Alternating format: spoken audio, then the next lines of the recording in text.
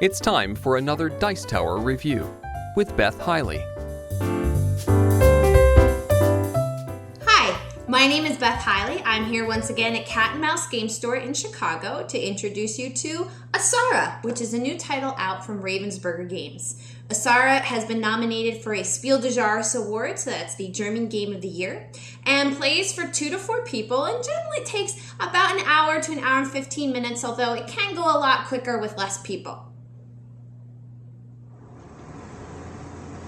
Asara is played over 4 rounds, so once you learn 1 round, you're just going to repeat that 3 more times with some bonus scoring at the end. The person with the most victory points will be the winner. To start the game, everyone has some money and a hand of cards. All the cards are exactly the same except they differ by color, but none is more powerful than the other. For the start of my turn, I'm going to place one of my cards in an area of the board, and then I immediately take the benefit of that area. Then the next person would place a card in some area of the board and take their benefit too. And we continue around until everybody is out of cards. And at that point, we do a very small scoring, and round 1 is over. Now, if anybody else would like to come into this area at some point where I've placed my purple card, they're going to have to follow suit. That is, they will also have to place a purple card here to be able to get the benefit of this area. If you are out of purple cards, as I now am, at any time on your turn, you could place any 2 cards and place that instead of the color. So you are able to go to that area, but of course it's more expensive in terms of cards. So now that you know what to do on your turn, what do the different areas of the board do? When the board is completely set up, it's an octagon shape. And I've actually removed the side triangle pieces, and I'm also going to remove the middle so you can just see the 4 cardinal directions. Now each of these 4 sections have different parts of the tower that you can build. You can build the bases, the large middles, the small middles, and the tops or the turrets. Now, just as we mentioned before, each time you want to buy one of these pieces, you're going to place a card of some color in that area. But since you have to follow suit, that area is now locked in to use that color. So in this case, the big middles can now only accept purple cards. In addition, you also have to pay for these different pieces, which is why you start the game with some money. And I'm going to zoom in on part of your player aid here. This is on your little shield that hides your pieces. The brown pieces are the cheapest at $3 for each tower piece, going up to the white pieces that are the most expensive at 8 money per tower piece. Now we're going to look at the middle part of the board, which is where we build the tower pieces that we've been buying and collecting behind our shield here. To successfully build a tower, you're going to have at least a base and a top. It is optional whether or not you want to have any of the middle sections or not. But if you're going to build anything, you need at least those 2 pieces. So my black top here, I will not be able to build this round because I do not have a base. There are 7 build spots. I'm going to take one of my cards and claim a spot. I'm claiming the number 3 spot. I then need to pay 3 money. And now I have the ability to build 3 pieces of cardboard or 3 parts of my tower. And I'm going to build the base, the middle, and the top. I immediately score 1 point for each piece of cardboard that I just built. So I immediately score 3 points. And then obviously play would continue to the next player. At a later point, I am allowed to come back in, and if I end up buying a few more sections, I could come back in later and buy another couple sections of the tower. Now we're going to talk about the corner parts of the board. Up here on the top, if you go in this spot, that allows you to be the first turn player for the next round. It also gives you this first turn marker, which is worth 1 point between rounds and at the end of the game.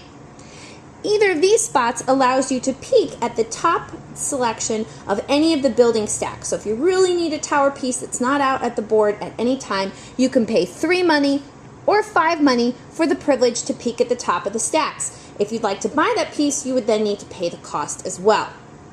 Down here is your only other way of getting money in the game. Everybody starts with some money and is given an income of 20 money in between each round. But if you'd like more, you can place cards here to get 12 money, 10, and 8. This spot is the one spot in the entire game that is not limited to amount or color. So anybody can place any amount or any color of cards here to get 5 money per card. These are the last two areas of the board. They are a part of the optional advanced game, but it's strongly recommended that you leave them in. In this top section here, you're going to be playing a card to get the chance to draw 2 more cards off the top of the deck.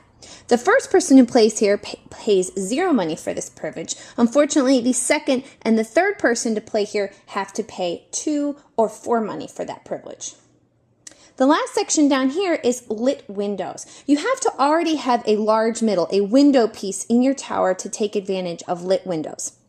You pay 4 money to get the chance to take the top 3 off of this stack and select 1, or you can pay 10 money to draw 5 and be able to keep 2. All of these are color-coded, so if you want to put them into your red tower, you're going to have a red lit window. At some point later in the game, when you choose a build action, you're going to put this lit window on top of an already existing regular window. And at this point, it's going to be worth extra points at the end of the game.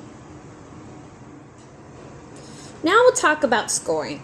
There's a little scoring that happens in between rounds, and it's pretty simple. You get a point if you have the start player marker. You get a point for each tower that you have, doesn't matter how big. And then you get a point if you have a lit window or a golden decoration. About half the pieces have these sort of sparkly gold decoration. So in my example here, I would get 1 point, 2 point, 3 points, 4, and 5 total for between rounds. At the end of the game, there's going to be a first and second place award for the tallest tower in each color: brown, green, red, black, and white. There is also going to be a large point bonus for whoever has the single largest tower in the entire game, and whoever has the absolute most towers, again, doesn't matter how tall. And there's a first and second place winner for both of those. You also get a victory point for each 10 money that you have at the end of the game as well. So that's a brief overview of Asara. And if you like the idea of actually building things, actually the pleasure of seeing little structures grow, if that theme appeals to you, we recommend trying Factory Fun, where you're linking together machines in a factory. So if you like the pleasure of seeing contraptions grow or towers grow, then you might want to give that a try. And if you like the idea of a worker placement game, in Asara we use cards, but if you like that idea of claiming different areas of the board to get different powers, we recommend trying Agizia, which is published by Rio Grande Games here in the States, and Stone Age, which is also Rio Grande Games, which are both very well known for being excellent worker placement games. Thanks for watching our review today. For more information about board games, as well as the #1 board game audio podcast, check out Dicetower.com for reviews, interviews, and more. I'm Eric Summerer, and you've been watching The Dice Tower.